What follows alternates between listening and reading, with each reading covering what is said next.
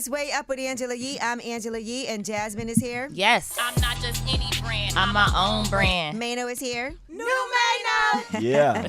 And let's get into some Yee tea. Let's start off with Kai Cenat. He is the reigning Streamer of the Year winner. He's also the second most subscribed channel on Twitch worldwide. So he has a huge reach. And he tried to do something positive, right? He was in Union Square. He urged people to come out because he said he was giving away free PlayStation 5s and gift cards as well. So when he posted about that, a lot of people came out. Now here's what he had said initially beforehand. $100 gift cards all here, bro. We gonna go crazy for New York, man. All right, now he also did urge people that he wanted to make sure that everybody was safe. It's a lot of y'all out there right now. Everybody who's out there, make sure y'all safe. Appreciate everybody who popped out for y'all, bro. We gonna make it's safe. Bro, we're not gonna do nothing until it's safe. Okay. All right, now NBC reports that he was taken into custody on Friday afternoon. Clearly, thousands of people ended up showing up, and it ended up being just a lot of things happening. The crowd was very unruly. There's footage. You can see they're climbing on top of Kai Cenat's SUV while it was in motion. And he had posted, "I love you guys to the fullest. You guys are amazing. The love from home base is real. Please be safe." All right. What actually did he do, though?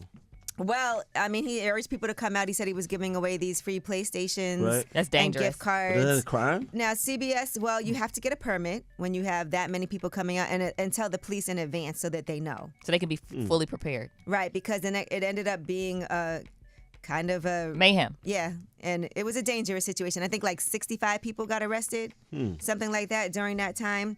There were also subway delays due to the gathering as the NYPD asked people to avoid that area and to expect a police presence in the area, and they had traffic delays. They said there were a small number of injuries that were minor, but he is facing several charges after that promoted giveaway, at least 2 counts of inciting a riot and unlawful assembly, along with a few other charges. The NYPD chief of department said in a press conference the event was not sanctioned by the police.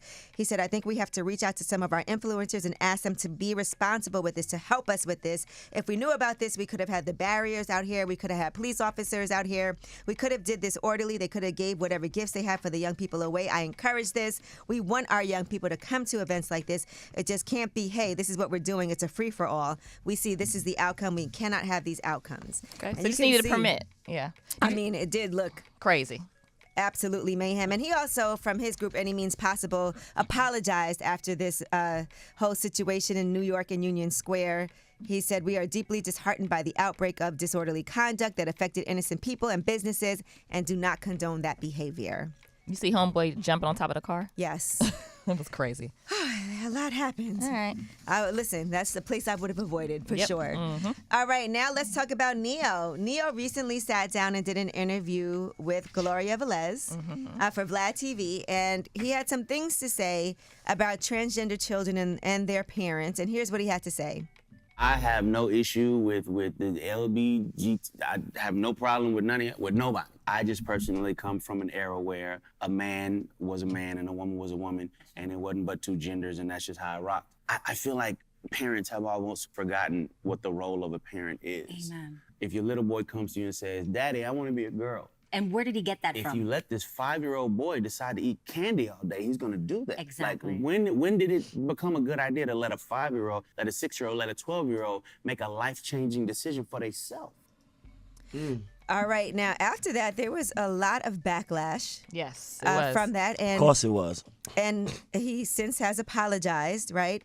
He said, "I'd like to express my deepest apologies. After much reflection, I'd like to apologize to anyone that I may have hurt with my comments on parenting and gender identity. I've always been an advocate for love and inclusivity in the LGBTQI plus community. So I understand how my comments could have been interpreted as insensitive and offensive. Gender identity is nuanced, and I can honestly admit that I plan to better educate myself on the topic." Okay. I can't believe he said that publicly.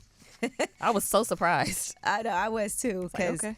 I don't know that that's like a life-changing when you're 5 or 6, you know, and then I don't know that people don't know. I've heard a lot of people say they knew from when they were 3 years old, 4 years old, that this is who they are. So Right.